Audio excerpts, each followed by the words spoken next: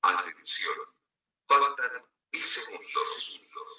9, 8, 7, 6, 5, 4, 3, 2, 1 segundo.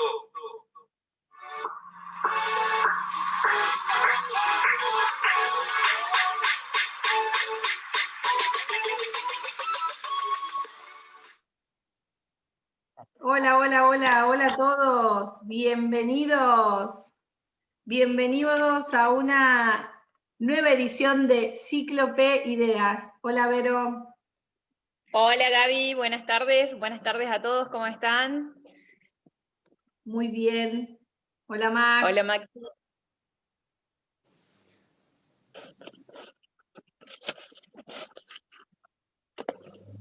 Hola, Max. Hola, hola, ¿me escuchan? Sí, te escuchamos Sí. perfecto. ¿Me ven todo? Porque está ahí con un problemita técnico. Estás en vivo, te ves bien, estamos los tres. ¿Qué tal? Buenísimo, bueno, buenas tardes a todos. Bien. Bueno, como les decíamos recién, le damos la bienvenida a nuestro capítulo número 6 de Ciclos en Pantallas. Somos Cíclope Ideas. Bueno, aquí desde la ciudad de Rosario, Maximiliano Marc, bienvenidos a todos a un capítulo más. Verónica Primo, psicóloga desde la ciudad de Córdoba capital. Y Gabriela Girard, desde la ciudad de Sunchales, provincia de Santa Fe, les damos la bienvenida. Hoy vamos a comenzar con una frase también del gran maestro Eduardo Galeano, que dice así: los científicos dicen que estamos hechos de átomos, pero a mí un pajarito me contó que estamos hechos de historias. Queremos saber, como cada martes, desde dónde nos acompañan, así que los invitamos a que escriban en los comentarios, así vamos a ir leyéndolos. Mientras tanto, queremos saludar a todos los psicólogos y psicólogas en su día. Muy especialmente, nosotros vamos a saludar a nuestra psicóloga del equipo, ¿no? Exacto, a Verónica Prieto. Gracias. Muchas gracias. Muy feliz día, Vero. Un gusto ser parte de este hermoso equipo. Genial, Verito. ¿La pasaste lindo? Muy lindo y nada, celebrar, ¿no? Celebrar el hacer lo que a uno le gusta, la vocación y vivir con el placer de hacer todos los días lo que uno puede disfrutar y y hacer nada. Y yo quisiera agregar algo, Gaby, porque es A el ver. cumpleaños hoy, así que un muy feliz cumpleaños para el centro el Faro de Sunchales. Exactamente, hoy el Faro de Sunchales cumple 17 años, así que les enviamos saludos a todos los que conforman esta gran institución, a la que, bueno, personalmente quiero muchísimo, y bueno, y deseo que sean muchísimos más y que pronto nos podamos abrazar y sentirnos así tan cerquita como nos gusta a nosotros. Feliz cumpleaños entonces también para el Faro de mi parte, saben que es un espacio al que quiero mucho, que acompaño mucho, así que bueno, una alegría enorme y felicidades para todos, para los profesionales, para los concurrentes, para la asociación, para todos los que hacen ese lindo grupo de trabajo y ese lindo espacio. Bueno, muchísimas gracias. Bien, bueno, mientras vamos esperando que se conecten, a raíz del invitado de hoy, se nos ocurrieron algunas preguntas para hacer y los invitamos a que si van sabiendo las respuestas o si los hace pensar en alguna cuestión en particular, lo vayan escribiendo en los comentarios. Tenemos para preguntarles, ¿saben lo que es un asistente personal? ¿Qué es ser independiente?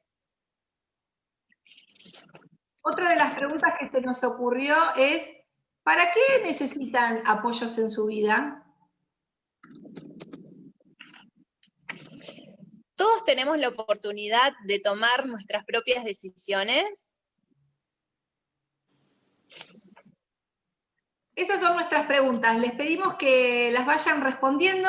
Mientras tanto, Vero va a hacer una pequeña intro sobre esta temática que les acabamos de plantear. Dale. Queremos compartir unas palabras de Marcelo Gil que expresó en Facebook. Asistencia es una función necesaria para la realización de una actividad. Apoyo es parte del derecho a la autonomía. Es la manera en que la autonomía se consolida. Y cuidado son las prácticas necesarias para mantener y reproducir la vida. Y todo eso, de distintas formas, es lo que todos necesitamos. Muy buena, Vero, es decir, que asistencias, apoyos y cuidados a lo largo de nuestra vida, no importa cuál sea nuestra condición, es lo que vamos a ir necesitando. La verdad que muy buena reflexión. Agradecemos a Marcelo Gil que realmente lo puso en palabras, ¿no? Porque tal cual, nos comprende a todos. Bueno, yo creo que ya es momento de conocer a nuestro invitado. En el día de hoy, el ojo de Cíclope se posó e hizo zoom en Diego Riquelme. Vero, ¿nos contás sobre él? Dale. Primero tengo que decir que lo poco que acabo de conocer de Diego es que una persona con muy buen humor y muy abierta, con muy buena onda. Vive en Venado Tuerto, Santa Fe, es militante de los derechos de las personas con discapacidad y promotor de la vida independiente. Se define como amante de los viajes, la naturaleza y la buena gastronomía. Diego tiene distrofia muscular de cintura. Hace 9 años decidió vivir de manera independiente y llevar a cabo su proyecto de vida. Nos contará sobre cómo organiza su vida con los apoyos adecuados. Y también nos va a contar todo lo que tenga ganas de contar sobre su vida, que estaremos acá para escucharlo a Diego. Max, llegó el momento de que el público conozca a nuestro invitado. Bueno, la verdad que para mí es una alegría enorme, como cada martes, digo, porque hasta ahora toda la gente que ha pasado por este espacio, por esta pantalla, es gente que conozco de hace mucho tiempo, gente a la que quiero y admiro un montón, y son gente que he conocido en este largo tiempo que llevamos, ¿no? Ya transcurriendo la vida en la lucha por los derechos en general. Así que bueno, Diego es un amigo personal, más allá de haber sido compañero de laburo, compañero de militancia, hemos compartido muchos espacios juntos. Y yo pensaba hoy en esto de plantear este espacio de hoy. Digo, ustedes vieron que siempre yo cuento alguna situación, alguna anécdota que me ha pasado. Yo me acuerdo que estábamos dando una charla hace algunos años en una localidad del centro norte aquí de la provincia, y nos habíamos reunido en una charla para ir a hablar de derechos, ¿no? Para poder escuchar a la gente de la localidad y demás. Y bueno, siempre que hay encuentros de la temática de discapacidad, se presentan muchas mamás, ¿no? Y bueno, yo me acuerdo que a mí me gusta esa cosa de armar ronda y que circule el mate y poder charlar entre amigos, digo, poder distendernos, digo, no me interesa sentarme en un lugar de saber, sino todo lo contrario. Y me acuerdo que en esa presentación yo les pido que se vayan presentando, contándome algo cada una de ellas, y algo que me llamó primero la atención fue que ninguna se presentaba por su nombre. Todas decían, soy la mamá de, ¿no? Entonces yo me acuerdo que la tercera, cuarta vez que escucho en la ronda decía que soy la mamá de fulano, soy la mamá de Mengano, digo, pero en esto que decía Gaby, ¿no? Digo, cada una de ustedes también es por sí misma y cada una de ustedes también tiene una historia. Y me acuerdo que en esa ronda de presentación había una señora que me dice que se llamaba María y que era la mamá de Juancito. Y Juancito, pero no dejaba de ser la mamá de Juancito en su presentación. Digo, María fue así rápidamente a partir de esa pequeña intervención que yo hice. Y entonces ella en el transcurso de la charla empieza a hablarnos de su hijo y siempre se refería con el término de Juancito, en términos diminutivos. Y ella contaba en un momento que ellos vivían en frente de una canchita de fútbol, ahí en este pueblo, un pueblo pequeño del centro norte de la provincia, y ella decía que a la tarde, cuando los chicos del lugar, del barrio, se iban a la canchita a jugar al fútbol, digo, bueno, Juan iría, y dice, no, Juancito no, y dice, a ver si me le pegan a Juancito, a ver si me lo golpean. Entonces, no, Juancito mira de la ventana, o cuando mucho nos sentamos con mi esposo en la puerta de casa a tomar mate, y Juancito mira desde la puerta, y dice, por más que los chicos los vengan a buscar. Y si Juancito no va solo a hacer los mandados, o sea, Juancito siempre sale conmigo, Juancito viene a las reuniones familiares que nosotros hacemos, porque Juancito no puede salir solo, imagínate, él con su problemita. Digo, y Juan, insistía yo, ¿cuál era la discapacidad de Juan? Juan era un chico con una discapacidad intelectual leve. Digo, entonces no habría por qué motivo de que Juan no pudiera empezar a hacer su vida, ¿no? Poder hacer un mandado, poder salir a jugar con los chicos, y sobre todo en ciudades pequeñas donde tenemos peligros de inseguridad y un montón de cuestiones que tenemos en las grandes ciudades. Y ella de él hablar de Juancito y Juancito y Juancito, hasta que yo en un momento le pregunto, discúlpeme María, yo, ¿cuántos años tiene Juancito? Y Juancito tenía 39 años. Digo, entonces, en este concepto de poder pensar a la discapacidad, y siempre está este gran fantasma que tiene que ver con la infantilización de la discapacidad, con el no puede, con el no se debe, es que un poco lo invitamos a Diego, que bueno, ya lo vamos a empezar a conocer. Diego, ¿estás por ahí? Ahí ya se va a sumar. A ver, dijo el ciego. Hola Maxi, ¿cómo estás? Chicas, ¿cómo están? Hola Diego. Hola Diego, bienvenido. Gracias.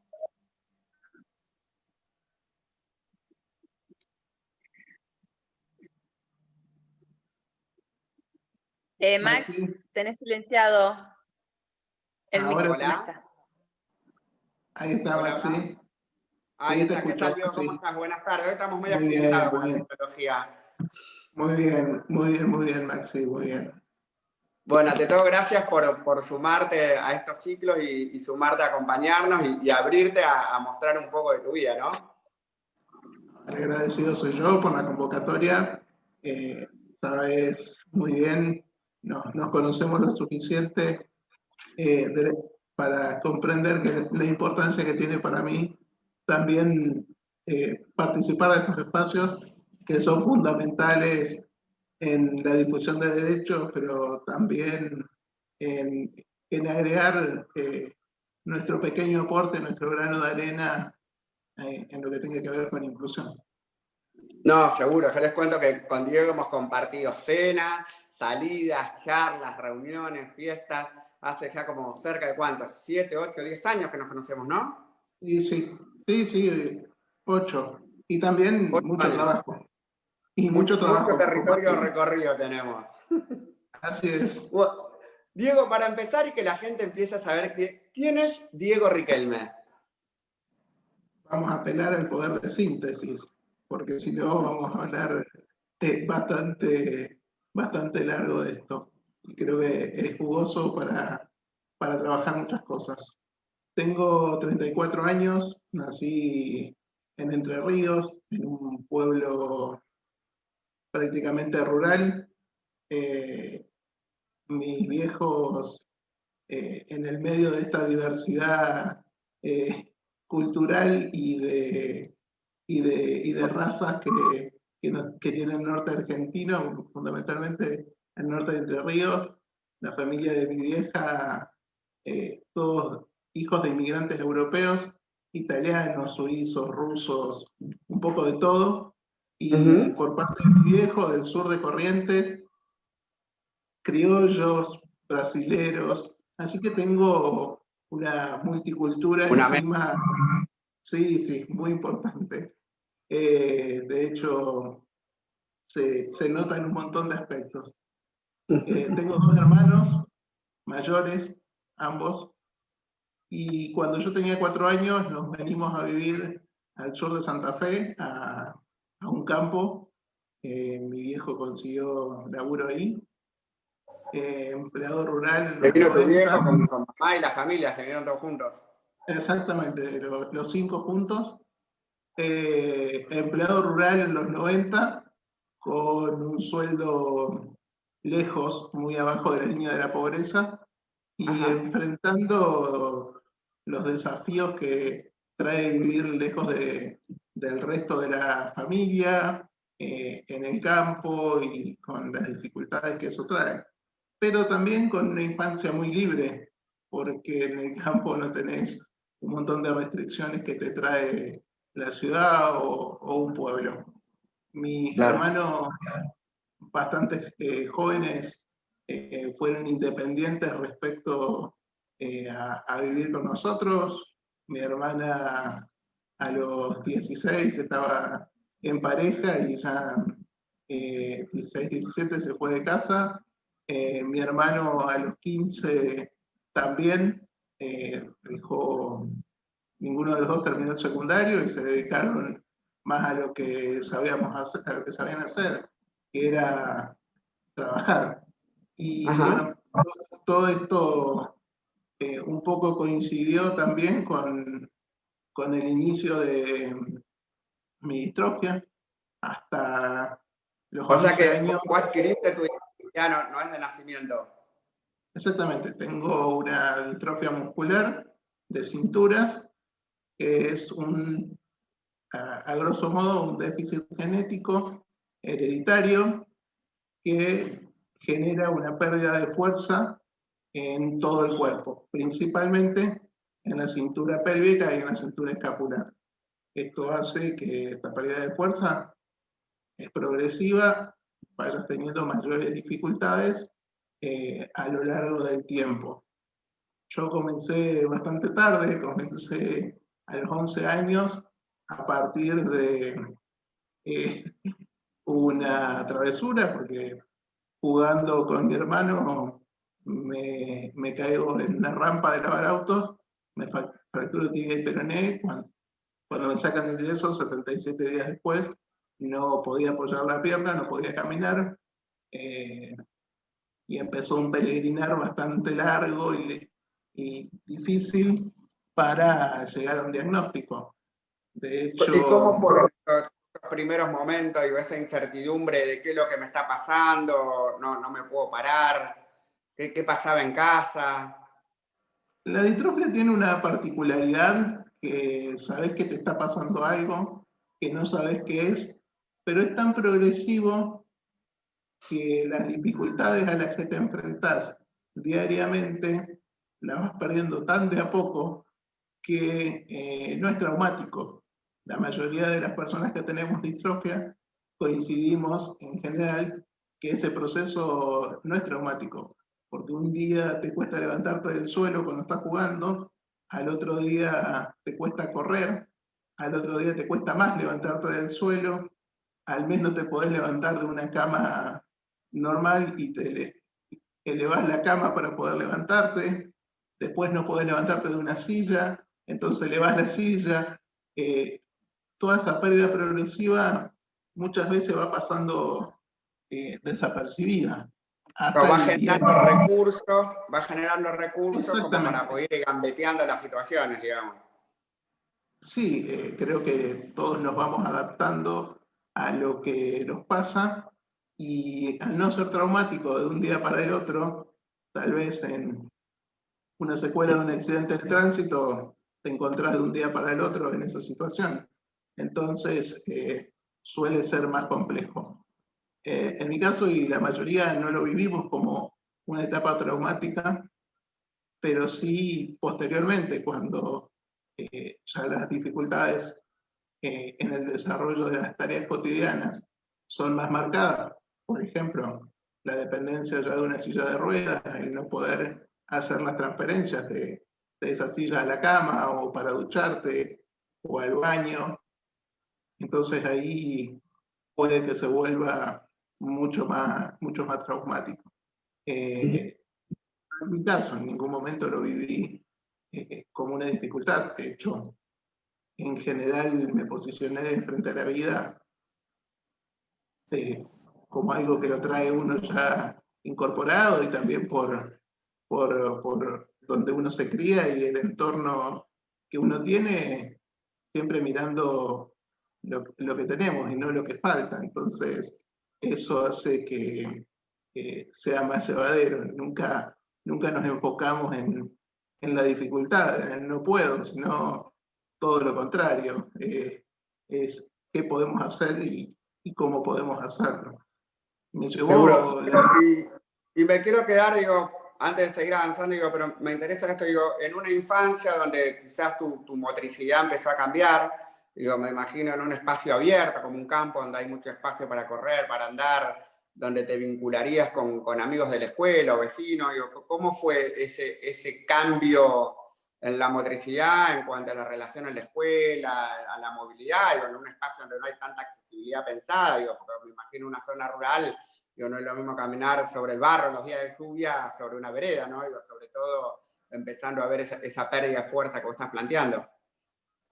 No, por supuesto, esto llevó a hacer muchos esfuerzos familiares y cuestiones que tuvimos que enfrentar. Por un lado, toda la incertidumbre diagnóstica, que ahora lo amplió, pero también el hecho de que fuimos adaptando cuestiones de la vivienda en el campo, también lo que tenía que ver con la escolaridad. Como te decía, ninguno de mis hermanos terminó el secundario por diferentes motivos, pero mi intención era estudiar simplemente por el hecho de que necesitaba otras herramientas para el desenvolvimiento de mi vida. En ningún momento la discapacidad pasó a ser un obstáculo, por más de que se planteó como un obstáculo por parte de terceros, pero la escolarización era necesaria y en ningún momento estuvo en dudas. Nos llevó a hacer esfuerzos que fueron complejos y de hecho muchas veces un domingo comiendo un asado con mi viejo lo recordamos y nosotros creemos las cosas que hacíamos. Por ejemplo, la secundaria la cursé en Udes, un pueblo que nosotros estábamos a 20 kilómetros. Para llegar ahí había que recorrer 8 kilómetros de camino de tierra, de barro. Entraba a las 7 de la mañana y los días de lluvia mi viejo me sacaba igual, porque ni él ni yo concebíamos que porque llovía y teníamos todo ese peregrinar, salir 5:30 de la mañana, íbamos a dejar de hacerlo, porque teníamos que hacerlo. Seguro. A la escuela hay que ir. A la escuela había que ir, y ni hablar si había un examen o algo por el estilo. Me llevaba a la escuela y me encontraba que la mitad de mi curso viviendo en el pueblo no iba, pero porque llovía, pero yo lo hacía y no, ni siquiera estábamos en duda si había que hacerlo o no. Por supuesto, más de una vez caídos en una cuneta con la camioneta que no teníamos una una camioneta de ahora, 4x4, era una Ford 79, era toda una complejidad poder salir. Pero nunca estaba en duda para nosotros, porque creíamos que eso era lo importante, que por supuesto que lo era, y hoy lo sabemos. Mirá, y esto que vos decías, lo del diagnóstico y cuando aparece con nombre y apellido. La cuestión diagnóstica fue sumamente compleja porque cuando caemos en venado posterior al yeso, con el traumatólogo que me estaba atendiendo por la fractura, el diagnóstico fue maña, que tenía maña y no quería pisar por el tiempo que había estado sin moverme. Pasamos por un montón de especialistas en la ciudad, nadie sabía absolutamente nada, pero tampoco indicaba nada. Entonces llegamos a un pediatra viejo que estaba a punto de jubilarse y dice, váyase de venado, esto no es para acá, no tenemos idea qué es esto. Y terminamos cayendo de Garrahan a las 5 de la mañana por una tía que estaba viviendo en Buenos Aires, 2 horas de tren, colectivo en Buenos Aires, toda la complejidad que eso tenía. Garrahan terminó haciendo una biopsia muscular a partir del equipo de Garrahan y a los 15 días, para esto pasaron 3 años, ¿no? Me llegó un papelito que decía distrofia muscular de cintura con algunas indicaciones, pero nada más. Era todo lo que tenía. No había un tratamiento, no había un camino, no había nada por hacer. Y nos terminan contactando con el equipo en ese momento, en esto de la búsqueda de información, con el equipo de enfermedades neuromusculares en ese momento Hospital Francés de Buenos Aires, donde estaba el único equipo de Sudamérica que trabajaba en enfermedades neuromusculares. Hoy el equipo se trasladó a la Fundación Favaloro y es un equipo de referencia en enfermedades neuromusculares. Las distrofias musculares de cintura es una enfermedad poco frecuente. De hecho, se estima que en Argentina somos alrededor de 300 personas. Distrofias musculares de cintura. Hace poquito fue el Día Internacional, ¿no?, de la distrofia muscular de cintura. Exactamente, no quería dejar de mencionar eso. El 30 de septiembre es el Día de Concientización sobre las distrofias musculares de cintura a nivel mundial, es un evento mundial y que en Argentina lo enfocamos porque participo dentro de ADM, de la Asociación Distrofia Muscular. Tenemos un grupo específico de distrofias de cintura que estamos trabajando y articulando todo lo que tenga que ver con difusión de las distrofias y generar una base de datos de las personas que tenemos distrofia de cintura. Y también ADM forma parte de instituciones internacionales y tiene vínculo con laboratorios que están desarrollando diferentes tipos de tratamiento a modo experimental en este momento en distrofias de cintura. Después vamos a poner en el Facebook de Cíclope todos los datos y contactos de ADM para que esas personas que quieran averiguar y saber más o ponerse en contacto. Así que desde el lugar también es un espacio de difusión. Digo, bueno, ya tenías un diagnóstico, ya sabías qué era lo que pasaba o qué era lo que iba a pasar en tu cuerpo. ¿Esto qué edad teníamos ya? A los 13 tuve el diagnóstico. Y ahí ¿Cómo fue cuando comencé... A los 13 años, ¿cómo te lo contaron los médicos? ¿Qué te dijeron? No fue la mejor experiencia. De hecho, lo que siempre critico de la transmisión de diagnósticos, en esa época y recién ahora creo que está cambiando un poco todo esto con lo dificultoso que es para alguien atravesar la etapa de un diagnóstico, sea cual sea. En esto fue poca la información o fue mucha la información de los no, lo que no se va a poder. Y creo que en eso, en algún punto, fue un desafío. Los no esto no aquello, no lo otro, también fue un planteo de desafío. Vamos a ver si es no, voy a probar si es no, después te digo. Y te encontrás con mucha y demasiada información en Internet, ya en esa época en Internet, donde es lapidario, donde te encontrás con información que nada tiene que ver con vos, pero la agarrás y viste que en esa instancia cada uno agarra lo que puede. Y durante algunos años estuvo revoloteando por ahí una cuestión que fue compleja de manejar para mí, que hablaba de expectativa de vida final de la adolescencia. Claro. Entonces, tenía su complejidad y o bien sigo siendo adolescente o, bueno, podemos ir descartando eso. Entonces, tuvo su complejidad. Después fue complejo a nivel físico para mí la etapa hasta los 18 más o menos, donde desde los 13 a los 18 tuve una pérdida muy grande de capacidad funcional. Fue a los 15 empecé a utilizar la silla de ruedas y de ahí en adelante seguí perdiendo todo el tiempo cuestiones de la capacidad de hacer cosas físicas de manera independiente. De levantarme, de rotar en la cama, de pasarme el baño, de levantarme el inodoro, de ducharme. Fue la etapa más compleja en ese sentido.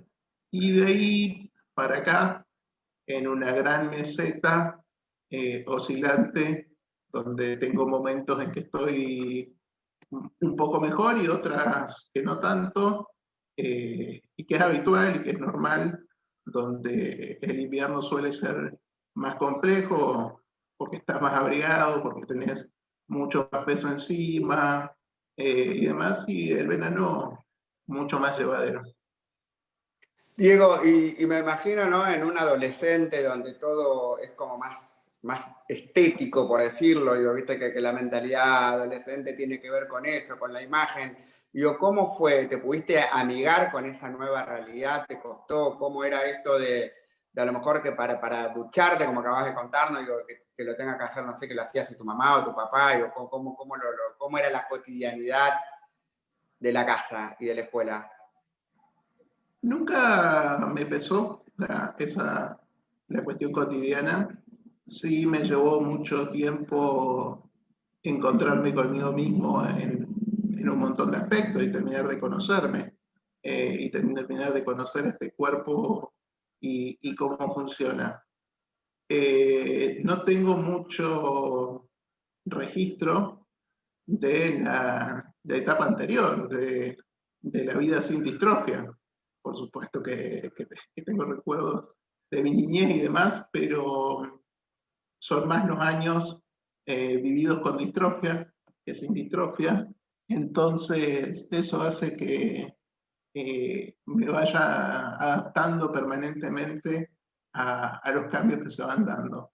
Nunca me pesó. Sí, hubo etapas como todo adolescente que no estaba amigado con mi cuerpo y con mi situación, pero nunca llegó a pesarme para dejar de hacer cosas o hacer cosas en contra de lo que quería. Eso siempre me llevó a adaptarme a la situación y hacer las cosas de una manera distinta al resto.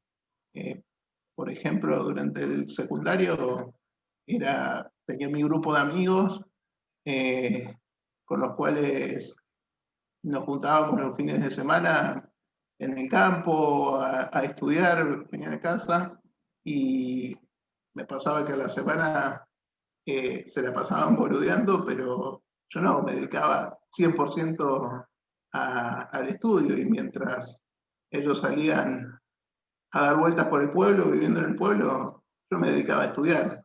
Me llevó al secundario, o sea, el segundo en recibirme de mi curso, porque venía con todo el día. Y en el terciario me pasó exactamente lo mismo.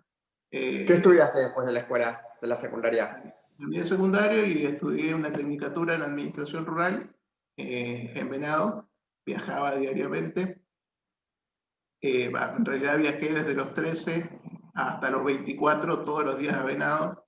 Primero por la rehabilitación todos los días, después de rehabilitación y estudiar, y después rehabilitación y asociación, rehabilitación y trabajar. Siempre desde los 13 no dejé de viajar nunca a Venado.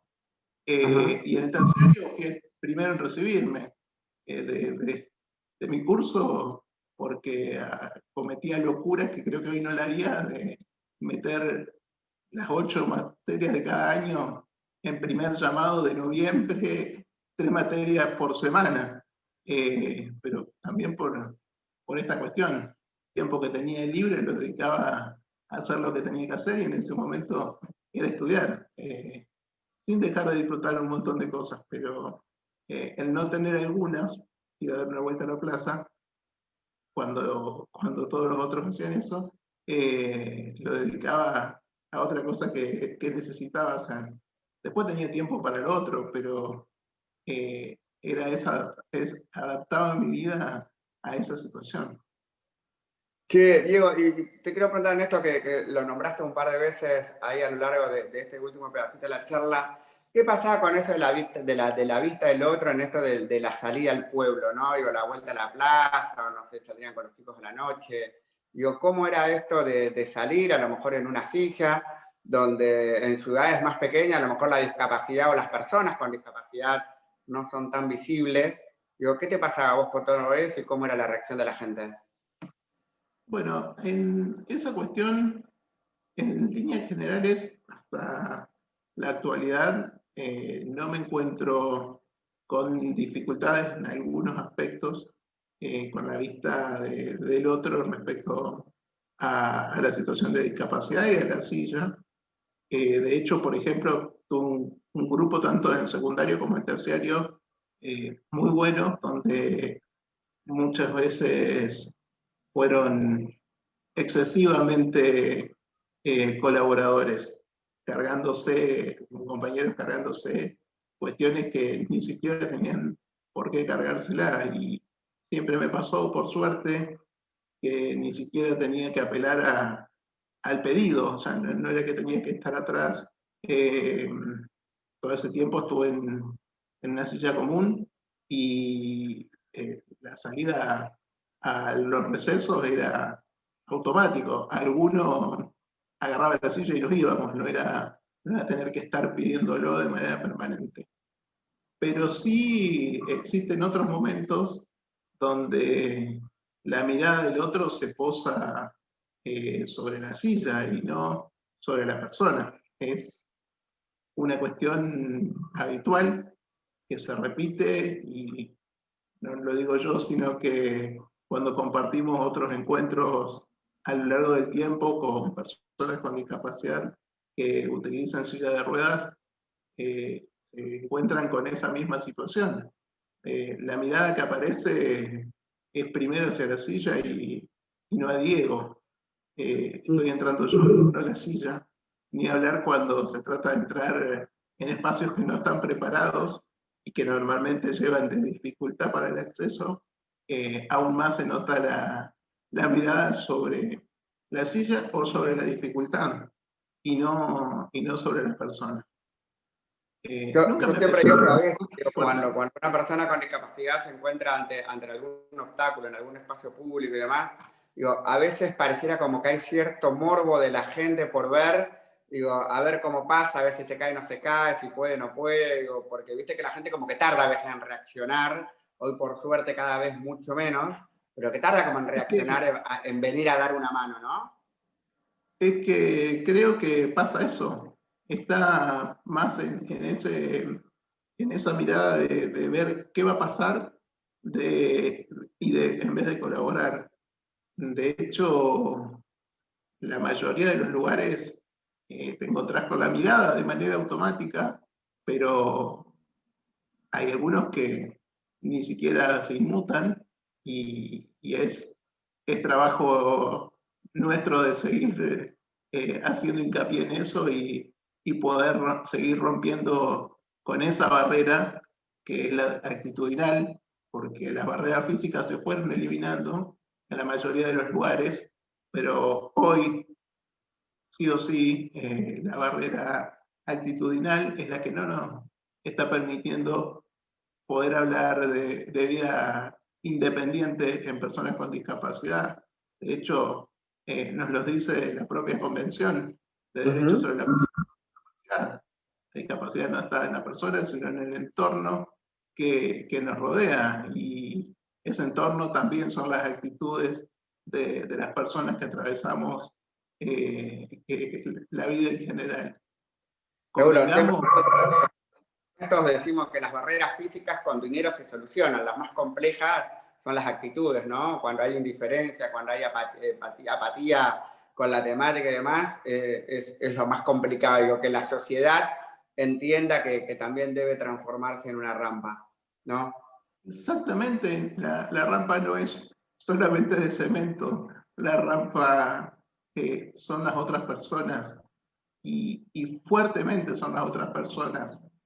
Como decías, con dinero una rampa la construís, pero con todo el dinero del mundo, si no hay empatía por parte del otro, eso no lo transformás.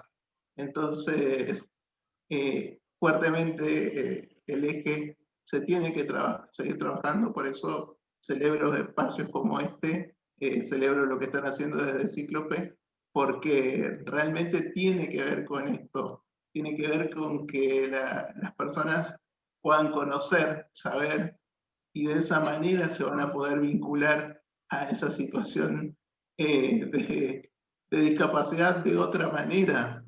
Aparte del morbo que comentabas, Max, también hay mucho miedo del otro respecto a la discapacidad, respecto a qué puede hacer y a qué no, y a cómo actuar frente a lo que no puede hacer el otro. He sido asistido por personas con miedo y lo último que necesitamos es que el otro tenga miedo o esté inseguro, porque ahí estamos jodidos. Si a mí me tiene que pasar a la cama una persona que tiene miedo de pasarme o que tiene miedo de hacerme mal, estamos jodidos, estamos complicados. Sí, sí. Y en esto de hacer escuela y abrir y poder cambiar esa mentalidad, digo, buen venado, también empezaste a militar en discapacidad y armaste una ONG, ¿no? Digo, porque no encontrabas un espacio representativo. Bueno, nosotros nos tocó atravesar una situación familiar en este proceso del diagnóstico que fue muy compleja, que fue la cobertura por parte de la obra social de las prestaciones en discapacidad. Requería transporte para poder venir del campo hasta Venado a hacer kinesiología y natación, que era la indicación del equipo de Buenos Aires, y la obra social brillaba por su ausencia.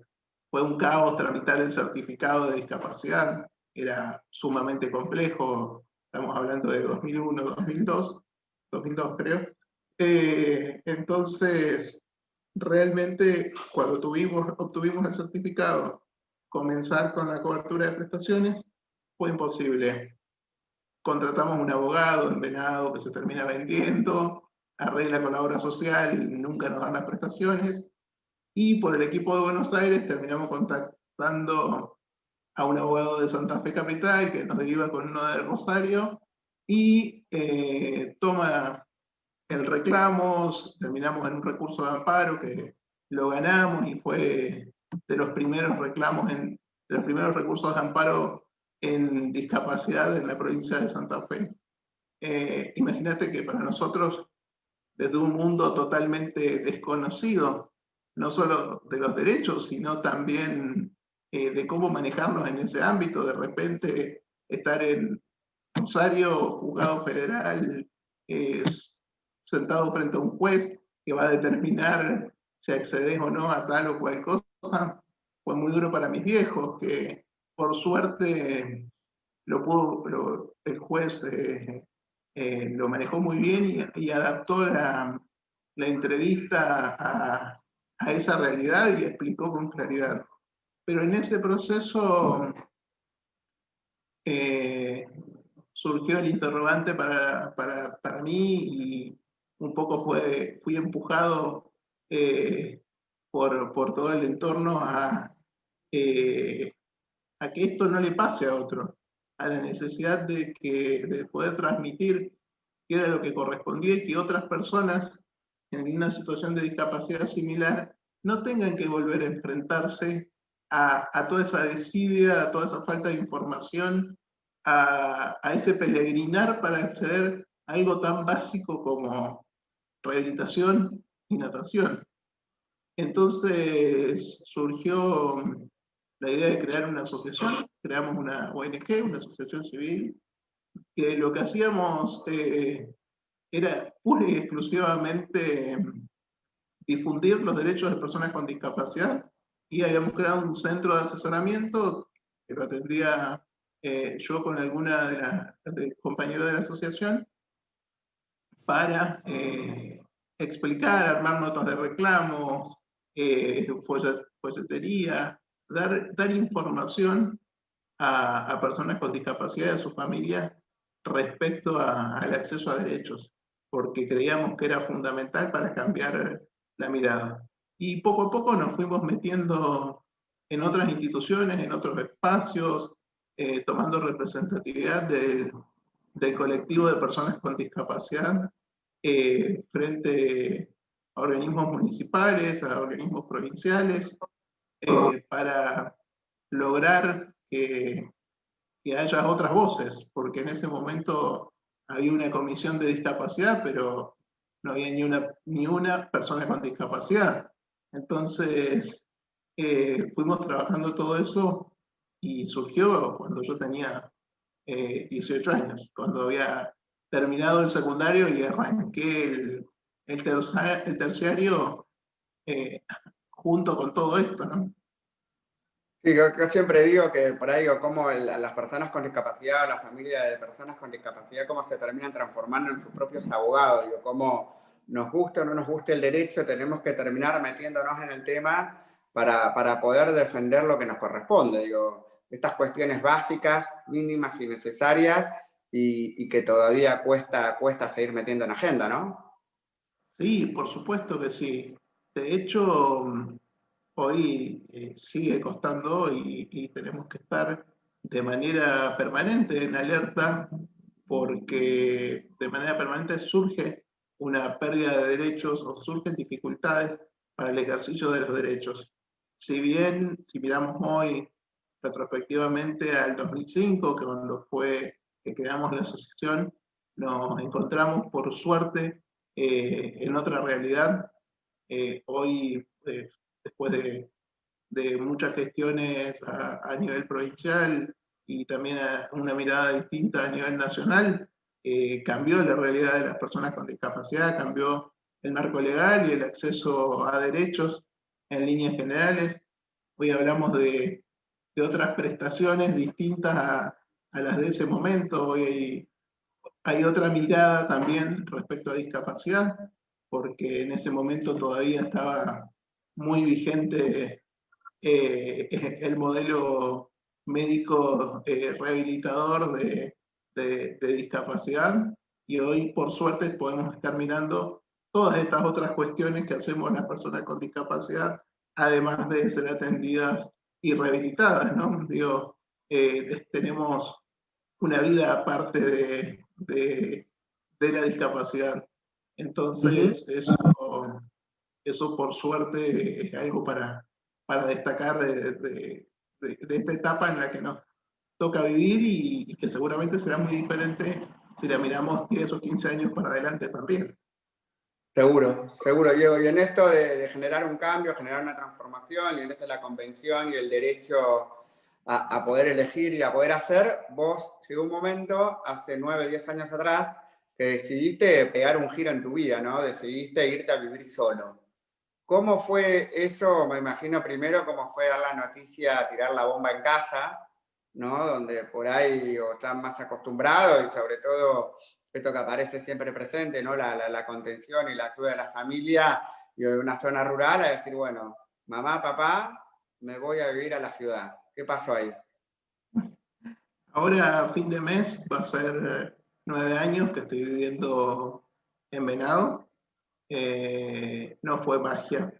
Claramente esto arrancó mucho más atrás, no arrancó hace 9 años, sino que creo que todas las cosas que fui haciendo durante la adolescencia y mis primeros años, después de terminar la carrera terciaria y demás, tenían que ver con esto, tenían que ver con seguir mi camino, hacer mi camino y hacer lo mismo que hicieron mis hermanos, que fue en un determinado momento cumplir un ciclo debajo del ala de mamá y papá y seguir adelante. En realidad, desde el segundo año del terciario, yo estaba trabajando medio turno en el mismo campo que mi viejo, en la parte administrativa. Mi viejo era empleado en la planta de silos y yo estaba en la balanza. Y el otro mediodía viajaba a Venado a hacer rehabilitación y a trabajar en la asociación. Y a la noche el terciario. Así que me levantaba a las 6:30 para trabajar, comía arriba del auto viniéndome a Venado al mediodía, tenía rehabilitación, de 4 a 8, de 4 a 7 hacía la asociación y de 7 a 11 el instituto. Y volver, dormir y al otro día el mismo ciclo. Después que terminé de estudiar, seguí trabajando en el mismo campo hasta 2010, que arranqué a trabajar en provincia, convocado en ese momento por la subsecretaria para trabajar en el área de discapacidad como referente en esta región. Puntualmente surgió de la pelea, en realidad representando a la institución y un poco cansado de no tener respuesta a un montón de cuestiones, iniciaba la nueva gestión provincial y fuimos con muchos planteos y bueno, me terminan convocando para trabajar. Así que ya me rehabilitaba en Venado, estaba en la asociación en Venado, trabajaba en Venado y seguía haciendo algunas cosas para el laburo del campo. Y posteriormente me convocan de una institución en Venado también para trabajar, con lo cual era todo Venado, no había mucho más margen a seguir viviendo en el campo y teniendo que viajar todos los días 1 hora, son 60 kilómetros, llovía y era barro, era muy dificultoso y a su vez el riesgo y el cansancio, porque viajé más de 10 años diariamente. Y bueno, le empezamos a dar forma a esto, que era armar un proyecto de vida independiente. En realidad era como mucho lo que había para resolver. Convengamos que necesito asistencia para todas las actividades de mi vida cotidiana, desde levantarme, acostarme, ducharme, pasarme el baño, alimentación, movilidad, eran muchas las cuestiones. Por supuesto, en todo ese proceso sabía que cuál era la respuesta de mis viejos. Se lo planteaba, entonces primero me dediqué a armar el proyecto, que no haya ni una cosa suelta, y después se comentó. Y funcionó, porque pasaron 9 años y estoy hoy acá. Tuve el apoyo de mi hermana estaba al tanto de todo desde el primer día y si bien no tenía asistente de campo, quien se dedicaba a mis necesidades de movilidad era mi viejo, sí tenía un entorno que eran 2 personas puntualmente, 2 amigos, Mauro y Ariel, que mi viejo había tenido un accidente laboral, se encargaban ellos de ir a levantarme, de ir a acostarme, un entorno que lo construí y se fue construyendo de los vecinos de campo, eran algunas casitas sueltas. Y bueno, y con Ariel compartíamos mucho más cosas que necesariamente el trabajo, porque él también trabajaba en el mismo campo, sino que compartíamos momentos. Él tenía auto, entonces era sábado de la noche, ir a dar una vuelta al pueblo a tomar algo con él, ir a la casa de mi hermana, íbamos con él. Si bien no era mi asistente, éramos y somos amigos, era desde otro lugar, siempre me asistió, siempre fue el que se encargó de suplantar esa parte de mí que necesitaba. Entonces, era la persona indicada para, sin ningún tipo de formación, y jamás se le hubiera ocurrido en su vida ser asistente de una persona con discapacidad, era la persona ideal y bueno, armamos este modelo de vida independiente donde él me asiste y convivimos, compartimos el mismo espacio, donde él desarrolla otras tareas que nada tienen que ver con la discapacidad y la asistencia personal. Es electricista y es herrero, entonces nada tiene que ver esto, pero cubre mis necesidades de asistencia y demás. Es sumamente amplio Así que con la función. mudanza de Venado, en la camioneta venía Ariel ya. Ya, por supuesto, era parte de todo. Y el transmitirlo a mis viejos fue lo mismo que creo que le pasa a cualquier persona cuando le dice a sus padres que quiere ir a vivir solo, pero un poco potenciado. Tampoco quedó mucho margen para un no, porque la casa ya estaba alquilada, con garantía incluida, y los muebles comprados. Entonces, mucho margen para no llevarlo adelante no había, era la realidad. Así que bueno, por supuesto No, seguro que que tengo la posibilidad también de, obviamente, conocer a Diego y Ariel, ¿no? Porque son un equipo, un dúo dinámico increíble. Hemos compartido un montón de cosas también con Ariel y aparte, bueno, la excelente predisposición. Y sobre todo esto que creo que tiene que ver mucho con ese binomio que ustedes han armado, ¿no? Esta fusión donde Ariel tiene como muy claro cuál es su rol, sus límites y como que está todo como muy respetado. Eso siempre me llamó la atención, digo, lo claro que está la figura de Ariel y la función de Ariel. eso lo construimos. Si me decís, nos sentamos un día a escribirlo, no, jamás, pero tenemos una relación donde cada uno ocupa su lugar muy definido, muy marcado, y tenemos la capacidad de hablar y que cuando uno u otro necesita plantear algo, lo hacemos. Eso es así. Y también, si bien no somos ejemplo de nada, que quede claro, esto no es ejemplo en lo absoluto no es un modelo de vida independiente, ni mucho menos. Creo que se trata de eso. No hay 2 modelos iguales de cómo llevar adelante una vida independiente. Esto se trata de esto, de adaptar la realidad, porque las necesidades son individuales, son particulares de cada uno. No hay mucha historia más que eso.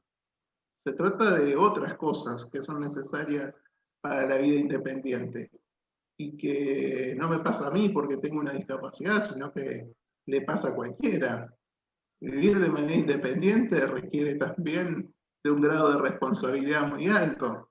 Saber que vas a tener que encargarte de gastos, saber que vas a tener que encargarte de hacer las compras y que si querés comer esta noche, tenés que comprar antes que los comercios cierren, sabes que vas a tener que limpiar la casa o bien tener a alguien que lo limpie, pero para que eso ocurra vas a tener que trabajar y tener los recursos para poder pagarlo.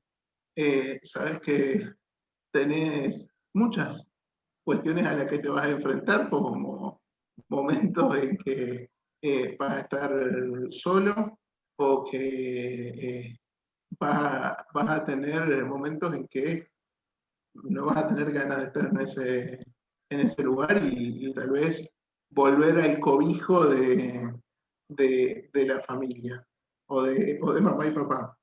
En mi caso particular, trabajo aparejado infinitas oportunidades que me fue dando la vida de desarrollo personal y de desarrollo profesional en diferentes ámbitos y que de otra manera no hubiera sido posible porque no tiene nada que ver las cosas que hice en estos 9 años con lo que podría haber hecho viviendo en el campo, ¿sí? Tal cual. Tal cual. Y sobre todo me parece viola destacar y contar esto de que tener de un proyecto de vida autónoma con un asistente personal no es una dependencia de 24 por 24 por 7, ¿entendés? Ahí esa persona, digo, sino que cada uno te puede marcar, ¿no? Que tiene su espacio, sus roles, sus funciones y sobre todo tienen un gran espacio de diálogo. Sí, exactamente. Creo que eso es lo fundamental. Y en nuestro caso particular, compartimos la casa. Entonces eso lleva a que también cada uno tenga su espacio y por ahí una cuestión chiquita de lo diario y que vos lo viviste compartiendo acá momentos con nosotros en casa. Es como que Ariel está pero no está. De repente estamos hablando y Ariel está en su habitación y no es porque yo le diga quédate en tu habitación, porque no lo haría jamás, sino que él tiene su mundo armado de esa manera y respeta eso. Si yo estoy con alguien hablando y no se lo pido jamás, respeta ese espacio que es de otro y si necesito asistencia está y pasa de manera rutinaria y no es que lo estamos hablando de manera permanente, no es que Tal cual, entre sobre una todo que persona Ariel dice, no. Ariel interviene cuando vos se lo pedís, no es que él está ahí pendiente a ver si necesitan o necesitan esto que vos marcás, no, Ariel se va a su espacio, nosotros hemos estado en espacio de trabajo y Ariel se ha ido y vos lo llamás cuando tiene que venir o si lo necesitas puntualmente por algo, digo, si no tratás también como de generar tu propio lugar, ¿no? Es que se trata de eso, se trata de esa cuestión. En el espacio laboral habitualmente estoy solo, excepto por momentos que necesite alguna cuestión particular, pero también en las responsabilidades de la casa.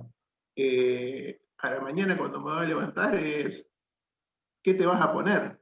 No es ir al placar, sacar la ropa que se le ocurre al otro y vestirte como al otro se le ocurre, con el frío o el calor que tenga el otro y con el deseo del otro. Creo que se trata de eso y es natural, surge de manera natural. No es algo que forzado que de manera permanente tenemos que estar trabajándolo. Y compartimos, por suerte, un montón de gustos parecidos, entonces tenemos muchas experiencias que exceden la convivencia diaria en la casa, sino que somos de viajar mucho cuando la pandemia nos permite. Ahora estamos así como enjaulados y necesitados de viajar, pero eso es invaluable porque yo amo viajar, me gusta muchísimo viajar. Puede pasarme cualquier cosa, pero seguramente aplastado por el techo de mi casa, no voy a morir nunca porque vivo afuera de la casa en la mayor parte del tiempo, y eso lo compartimos. Entonces es otra experiencia atravesar todo eso con la tranquilidad de que tenés un otro para esa asistencia. Ujú. Sí, sí, la verdad que, bueno, de acá un saludo enorme a Ariel. Sabe que también lo aprecio y lo quiero y lo respeto mucho. Y bueno, lo hemos tenido ahí charlando en algunos cursos de asistente personal que hemos hecho. Yo sé que Ariel es vergonzoso y tímido, que me va a estar odiando por esto. Pero bueno, valga también el reconocimiento, ¿no? a toda su labor y a todo su trabajo ¿no? y a ese equipo increíble que han armado. Así que, Diego, y en esto de decir, bueno, pudiste armar tu vida, digo, pudiste proyectarte, hacer la escuela, un terciario, trabajar, tener los medios económicos para poder generar un proyecto de vida como cualquier otra persona, con altos y bajos, con tiempos de vacas gordas, con tiempos de vacas flacas. Sos una persona que obviamente los que te están conociendo ven que no te para nada ni nadie, ¿no? Que siempre sos hiperpositivo y empezaste a armar también un proyecto hacia el afuera, ¿no? Digo, esto de poder ser un gran emprendedor ante todo y gestionador de tus cosas.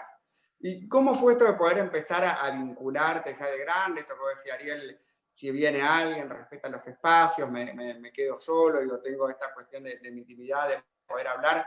Digo, ¿pudiste desarrollar y meterte también en estas cuestiones de la vida social, de la vida afectiva? ¿Pudiste meter qué te pasó con estas cuestiones, los encuentros y esto que planteaba, lo primero que ve el otro es la silla? Digo, ¿qué pasaba con toda esa parte? Bueno, te metes en un tema que tenemos mucho hilo para cortar. Vamos de atrás para adelante, vamos mejor desde el comienzo. Realmente fue sumamente complejo atravesar un montón de cuestiones desde lo afectivo en todo este proceso. De hecho, una de las cuestiones que durante algunos años me marcó y fue muy complejo de manejar para mí y lo pude terminar de cerrar hace unos años atrás, cuando hice, por otras circunstancias, 2 años de terapia. Al comienzo de mi diagnóstico, a los 12, 13, tuve una entrevista con una psicóloga justamente como parte del proceso de comunicar el diagnóstico y comunicar todos estos no de lo que hablaba. Y en ese proceso me hablaba la profesional de todo lo que no iba a poder hacer, de todos los riesgos que tenía, de todas las dificultades. La que verdad que yo con 13 años, la única preocupación que tenía eran cosas que me estaban pasando a mí con mi propio cuerpo y cambios en mi cuerpo y en mi forma de ver, que lo otro no me interesaba y no era una demanda mía de ese momento. La verdad que no tenía me hablaba de la silla de ruedas, de la dificultad para caminar, para levantarme, para acostarme, y yo en ese momento, ese Diego de 12, 13 años, todo eso tenía algunas dificultades, pero realmente no las dimensionaba. Y la verdad que las dificultades eran otras. Las dificultades eran lo que me estaba pasando a mí y lo que sentía. Entonces eso llevó a que viviera cómodamente largos años de mi vida sin preocuparme por todo eso. Las personas con discapacidad, en este caso la silla, lleve a que no se hablen de ciertos temas. Vengo en sí de una familia muy, muy complicada para hablar cuestiones de sexualidad, porque no se habla, es tabú. Familia rural, donde no se hablaba mucho con los hijos respecto a qué le pasaba. A su vez, por el lado de mi vieja, una familia católica bastante cerrada, que también impedía mucho todo eso. Entonces, la comodidad de la silla, de que nadie indague, nadie pregunta. Mi hermano José Luis sí está en pareja, Lidia también. Listo. Diego, ¿para qué vamos a contar eso? Se terminaba ahí. No se hablaba de Salteaba. qué le pasaba.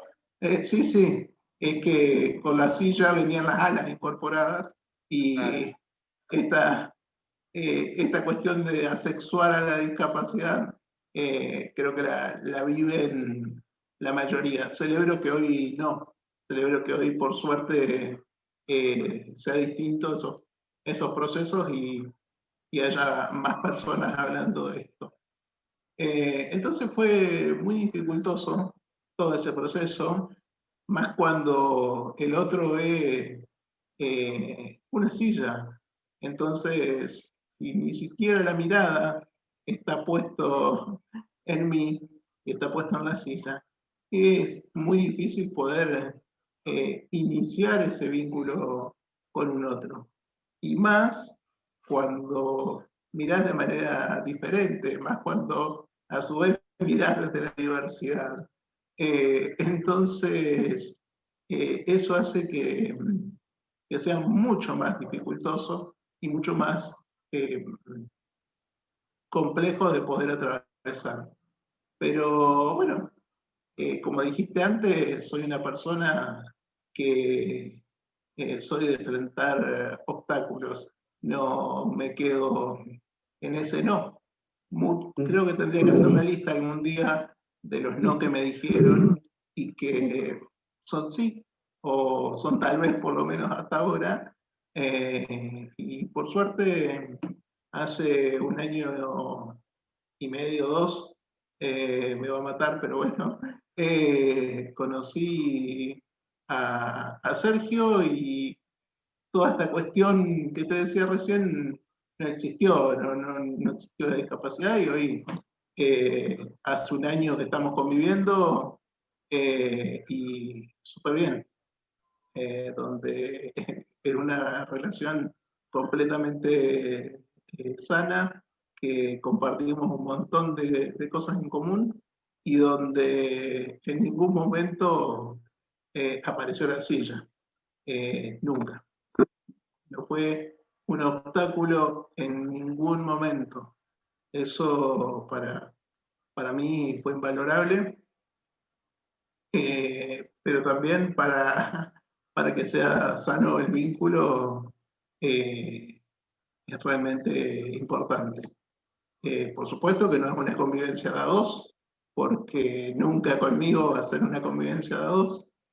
Tengo otras necesidades que tienen que ver con la asistencia, entonces estamos en este modelo de vida independiente para tres, de convivencia de a tres.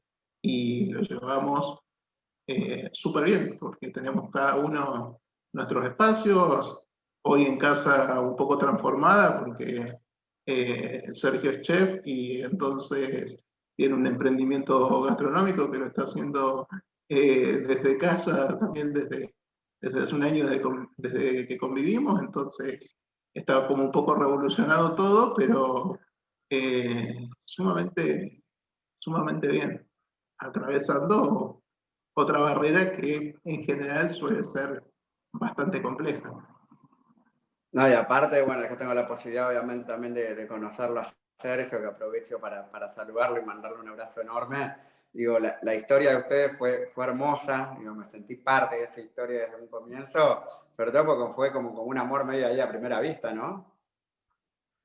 Bueno, son las cosas que el trabajo da, ¿no?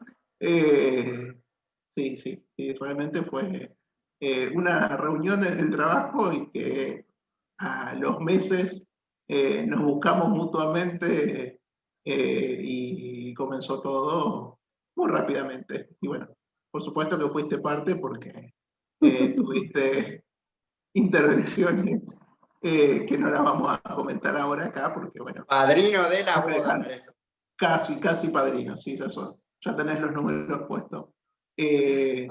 realmente es sumamente importante esto y en general creo que más allá de esta cuestión que tiene que ver con lo afectivo y los sentimientos y el amor, con todo lo otro que venimos planteando desde el comienzo, creo que en general cualquier persona con discapacidad o sin discapacidad no puede solo, nadie puede solo en el desarrollo de su vida. Somos seres sociales que de manera permanente nos reflejamos en un otro para vivir, para desarrollar nuestra vida. De alguna u otra manera tenemos algún tipo de dependencia de un otro que necesitamos resolver. En mi caso, la mayoría de las dependencias son físicas, las dificultades tienen que ver con lo físico, pero hay otro tipo de dependencias de manera permanente y que necesitamos de un otro para poder resolverlas. Y tenía que ver un poco con la frase que usaba Gaby al comienzo. Y en diferentes etapas de la vida tenemos diferentes necesidades de un otro. Bueno, hoy tocan estas dificultades y esta necesidad de un otro. Tal vez en otro momento sean otras. Seguro, seguro. Y sobre todo, bueno, vos primero que te animaste a apostar, a dar, a jugártela y sobre todo, imagino también Sergio que habrá tenido que vencer también un montón de prejuicios, ¿no? Digo, esto de decir, bueno, no vio las hijas, digo, ¿y qué va a pasar acá? Y sin embargo, no le interesó. Sergio también se la jugó y se animó y hoy están y la verdad que se te siente muy emocionado siempre que hablas de él, aunque te haces el chico duro, lo que te conozco. Pero la verdad que los quiero realmente un montón porque se los ve realmente felices y se te ve a vos y a él, digo, cuando hablo con cada uno de ustedes, digo, cómo están disfrutando a pleno, ¿no? esta relación y esta historia de amor que están viviendo y que sobre todo se animaron a vivirla.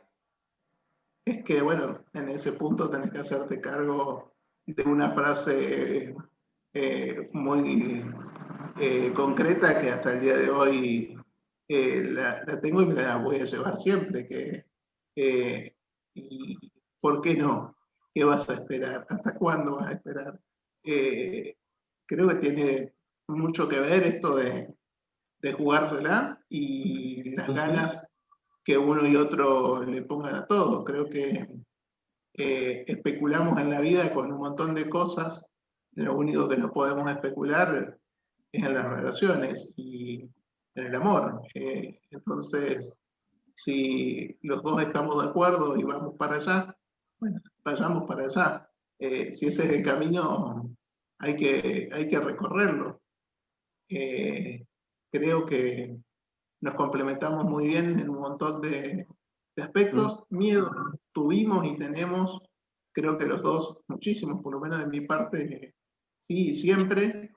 De hecho, es todo tan raro después de haber atravesado esta cuestión de la mirada del otro, que si bien por ahí no pesa, pero te marca, si bien no estás todo el tiempo pensando en eso, la tenés presente. Entonces, lo tenés tan marcado que cuando eso no ocurre, cuando no está la mirada puesta en la silla y en la discapacidad, decís, ¿what? ¿Qué pasa acá? ¿Por qué reaccionás ante eso? Entonces, hasta te saca de tu zona de confort el hecho de estar de igual a igual. Cuando salís de esa situación donde debería haber un obstáculo.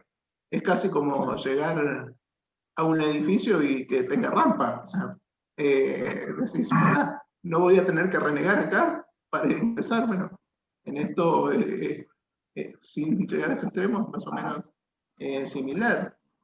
Estar de igual a igual y que ese igual a igual se note y mucho, de hecho, hasta en lo público, a ver, donde me puedo, y con Ariel me pasa lo mismo, ¿no? Tengo ese igual a igual en la asistencia. Lo que puedo hacer solo es solo. No por eso, ni si puedo cortarme la comida solo, aunque reniegue el que está al lado y estemos en el restaurante más fino que se te ocurra o en el carrito de la vuelta, si lo puedo hacer, lo tengo que hacer a mi manera.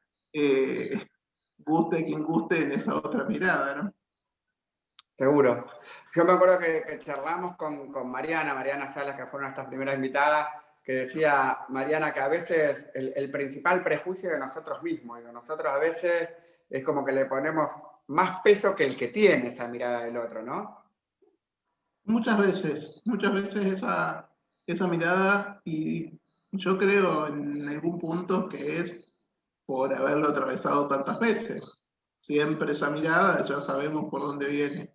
Pero creo que en un momento te relajas y te corres de esa mirada o ya no le das la importancia que tiene esa mirada y en realidad es cero. Lo que creo que es necesario es seguir trabajando en un mundo cada vez más complejo, seguir trabajando en empatía por el que es diferente, por el que tenés enfrente. Esta empatía que no está muchas veces en discapacidad, tampoco está en otros colectivos minoritarios y muchas veces no está tampoco en el vecino de al lado, tampoco está en el vecino del frente. Cada vez estamos más globalizados en general, pero menos conectados entre nosotros mismos. Y esto de vivir tan al palo muchas veces te lleva a que pierdas el registro del otro. Y Tal cual. eso nos lleva puesto también a nosotros como personas con discapacidad. Seguro, seguro.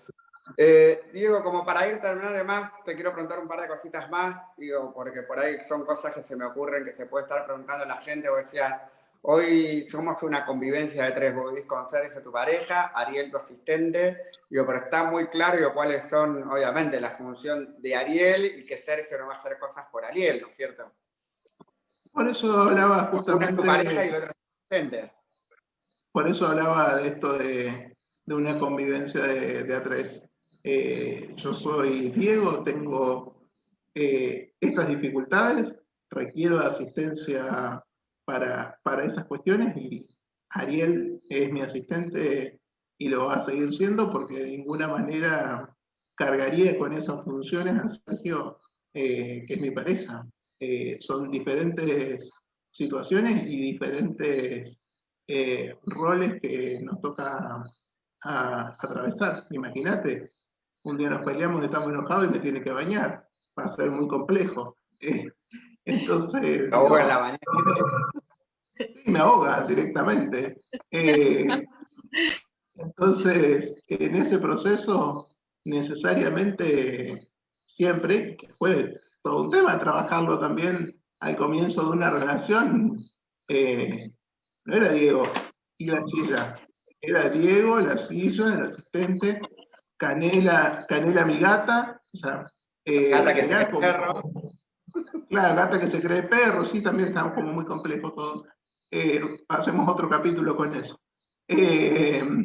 Realmente no es sencillo si lo analizás fríamente desde esa mirada, pero vení, conviví un par de días y vas a ver que no es tan loco como parece tener que incorporarte. Bueno, de hecho, lo hablamos muchísimas veces con Sergio y con Maxi a todo esto, ¿no? Porque también lo miramos de este lado, pero también que no me moví de mi casa fui yo. Entonces, Sergio incorporarse a un lugar donde ya todo estaba aceitado y funcionando, tuvo su proceso, ¿no? No fue para él adaptarse también, fue algo nuevo y totalmente novedoso.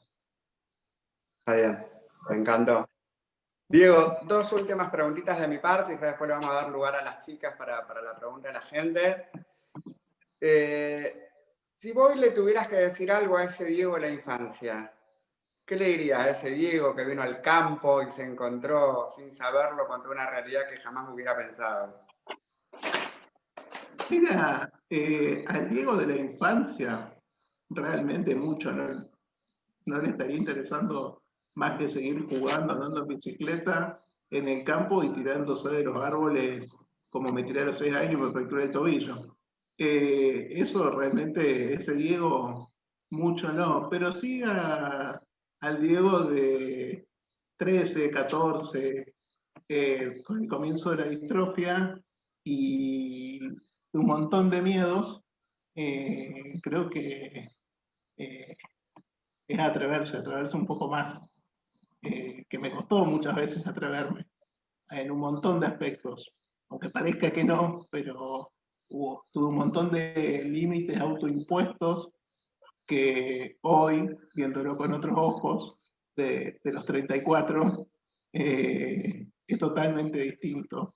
Y hay cosas que por ahí le di entidad durante mucho tiempo y después te das cuenta que no la tenían, básicamente porque uno crece, se vuelve más viejo, entonces directamente ve con otros ojos, pero creo que es eso, ¿no? Es que se atreva a más y a mucho más. Bien. ¿Y qué es la vida para vos? ¿Cómo? No te escuché. ¿Qué es la vida para vos? La vida, creo que se trata de esto, se trata de poder elegir qué es lo que uno quiere hacer, tener objetivos, tener un plan de vida, un plan de acción, tener metas, poder cumplirlas y las que no se cumplen, trabajar fuertemente para reordenarlas y cumplirlas. Diego, gracias enorme. Sabes que me alegra tu felicidad, que me encanta todo lo que te está pasando. Disfrutalo mucho. Y nada, a seguir militando, amigo. Gracias. Muchas gracias. Te quiero. Yo también te quiero mucho. Me encantó. Valero. ¿Las chicas andan por ahí? Sí, acá estamos. Estamos muy entretenidas con la conversación. Y bueno, y yo recién muy movilizada, es muy lindo verlos en esta charla de amigos que abrieron así para un montón de personas. Eso se agradece muchísimo. Porque bueno, yo me sentí en el living de la casa de ustedes, escuchando con mosca una conversación. Les vamos a leer, hay un montón de comentarios. La verdad es que la gente fue interactuando. Hubo mucha interacción con Nico. Sí. Nosotros estamos acá como sin ver todo eso y creo que nos relajamos demasiado por algunos momentos y bueno, teniendo un entrevistador como Max, es sencillo, ¿no? Bien, bueno, les vamos a ir leyendo de a poquito. Facundo Rebasti dice genio Diego. Yo tengo a Lidia Riquelme, te sonará, que dice, qué orgullo, te amo. Así empezó. Después te vamos a ir contando cómo sigue Lidia. Los comentarios. Lidia, tu hermana acompañó a lo largo de toda la charla. Me imagino. Alberto Gatti, muy bueno tu relato, Diego, un abrazo. Gente de la DM, muy bien, del grupo de distrofias de cinturas. Gustavo Quiroga te manda un abrazo. Y Evangelina García Bravo. ¿Cómo? Gustavo es de Reconquista, del norte de la provincia, así que un saludo bien para Gustavo, ahí. del norte de la provincia. Gracias, Gustavo.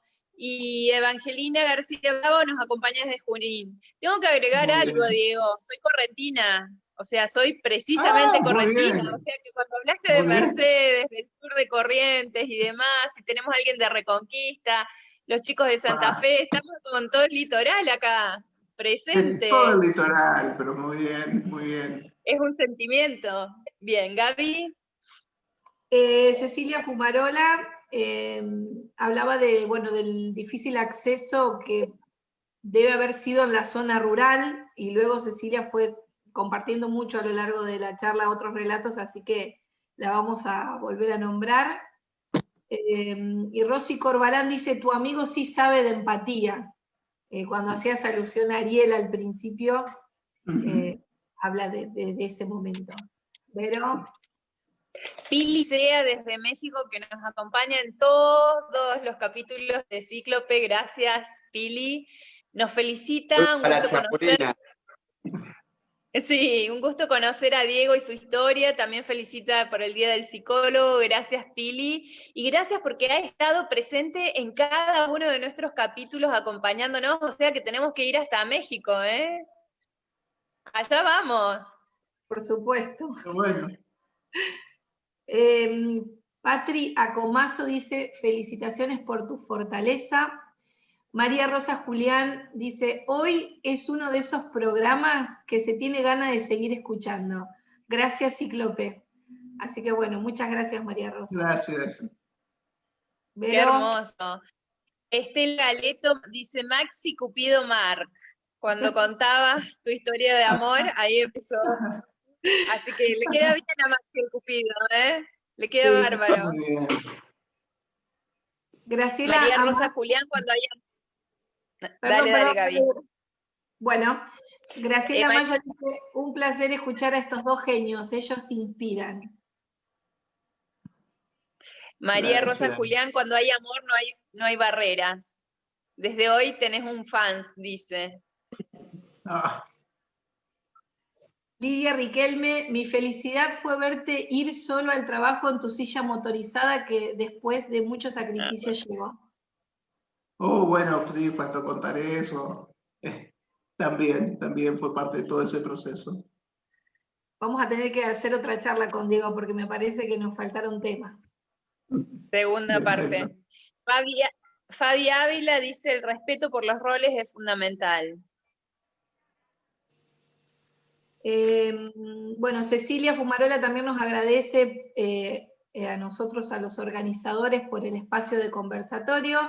Y Ángela Riquelme dice, saludos sobrino, sos un ejemplo para nosotros. Te mandamos saludos desde Mercedes Corrientes. Desde Mercedes, mi tía. Vamos, Mercedes, que están con pocos casos todavía hoy, así que bien, Mercedes. Laura Lazzaroni dice, un abrazo a todos desde San Cristóbal, Centro de Día Sin Fronteras. Uy, Laura, sí, un saludo grande. Qué lindo. Abrazo, Laura. Que nos acompañes. Bueno, María Ángeles Escholles toma una parte de tu charla y dice alas, porque vos decías, las sillas venían con alas. Entonces ella dice, alas que asexuaban a las personas con discapacidad. Sí, tiene que ver tal cual. Con tu relato. Cecilia Fumarolas, sí, que bueno, que aún en la práctica se continúan percibiendo muchos prejuicios, es lo que ella observa. Y Evangelina Raquel García dice, felicitaciones, Diego, por el gran proyecto de vida que conseguiste. Pero... Bueno. No puedo acceder más a los, creo que están la mayoría leídos, pero quiero hacer hincapié en algo en especial, Diego, porque vos dijiste precisamente el respeto que tuvo hacia vos, Ariel, en todo momento en preguntarte qué te vas a poner hoy y no ponerte lo que él quería, o sea, esto de la comunicación que has tenido en tus relaciones.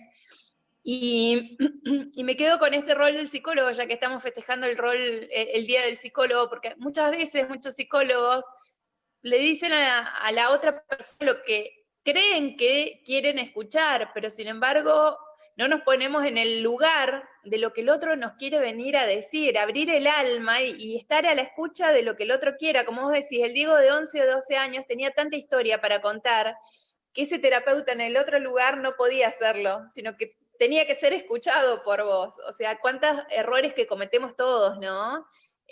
Así que es muy importante lo que vos decís, de poder abrir el espacio del otro y que sea del otro el espacio y no del terapeuta. Realmente, igualmente creo fuertemente que en los últimos años hubo un gran cambio en ese sentido, por lo menos al momento de transmitir diagnósticos, eso se trabajó, pero muchas veces pasa esta cuestión de que la escucha es parcial y se toman conclusiones, o también pasa que en discapacidad se trabaja la situación de discapacidad pura y exclusivamente, y en realidad la persona con discapacidad atraviesa infinidad de otras cuestiones que no tienen que ver necesariamente con su discapacidad. De hecho, Yo diría, cuando hice terapia hace unos años, cuando inicio la terapia, la psicóloga dice, ¿querés trabajar en una cuestión de tu discapacidad? ¿No te sentís cómodo con esa situación? No, o sea, de último es un mal conocido, pero tenía otras preocupaciones, otras dificultades, y que no tenían que ver en lo absoluto con la distrofia. Con distrofia, sin distrofia, hubiera sido exactamente igual. claro, ese es nuestro espacio, que la persona con discapacidad tiene una vida, precisamente, y le pasan un montón de cosas, y no hacer Más hincapié en allá la del discapacidad en sí. Más allá del diagnóstico, es lo que decimos nosotros, y por eso este espacio, o sea, cuestiones propias que te atraviesan a vos, a mí, a todos, y no basarnos y hacer hincapié solo en la discapacidad como foco, ¿no? Pero te voy a agregar algo, no es la escucha parcial, es la no escucha, cuando te estoy diciendo lo que yo quiero que vos escuches. Hay una gran diferencia. Entonces, es para plantearnos quienes somos profesionales desde esos lugares, ¿no? De poder dar una apertura y un lugar a la escucha del otro. Exactamente. Bien, Bueno, Gaby. algunos saluditos más que llegaron aquí sobre el final. Piri Moyano dice, una historia de esfuerzo y lucha, muchas gracias por compartir tu vida con nosotros. Lucrecia Ávila, sos una persona a la que admiro y le agradezco lo que sé en discapacidad y en muchos aspectos más de la vida. Compañera de trabajo hasta marzo. Bien. Estela Trocero, gracias Diego por dejarnos ser parte de tu vida. No sé si habías leído este de Gustavo Quiroga, que manda un abrazo fuerte para Diego y para Maxi, me parece que sí. Sí. Evangelina Raquel García Baba dice, LGMD Argentina presente. El grupo de distrofia de cinturas. Alejandra Romero, nos emocionó mucho el programa, gracias por enseñarnos tanto. Agus, Iván y Tati. La familia ahí. Bien. Mariano Salí, siempre presente. Sí, se nota que hay un acompañamiento de la familia enorme en todas las etapas. Eso fue maravilloso de escuchar. Mariano Sarich o Sarich desde Arias. Marta y Mariano te mandan saludos y a seguir adelante, que sos una gran persona. Oh, qué bueno. La pareja de mi tía, su mamá, todo el mundo. Bien. Y Cecilia Fumarola, Diego, muy movilizador tu relato y alentador tu proyecto de vida. Muchas gracias. Gracias. Bueno, un montón de comentarios. La verdad es que creo que tu visión deja mucho para todos los que te estamos escuchando acá, escucharte hablar, ver cómo explicás cómo es tu vida de una manera tan simple, tan natural, hace que se salga de ese lado de lo especial, de pensar que todo tiene que ser siempre tan especial y que tiene que ser así como que tiene que existir un librito, que no existe la receta, como siempre decimos, que me pareció súper valioso ese aporte, contar que ningún proyecto de vida es igual al otro, porque estimo que existen tantos proyectos de vida como personas existen en el mundo. Así que bueno, muchísimas gracias Diego por compartir tu vida con nosotros, súper enriquecedor el espacio. Gracias Gaby, muchas gracias por lo que decís, y coincido plenamente, tiene que ver con esto, con tener una meta y poder trabajar sobre eso, no mucho más, con las herramientas que se necesiten. Tal vez tuve la capacidad de poder armar mi proyecto de vida, pero porque mis características individuales hacen que no sea de delegar mucho cuestiones de mi propia vida y de lo que quiero. Tengo bastante claro todo el tiempo eso.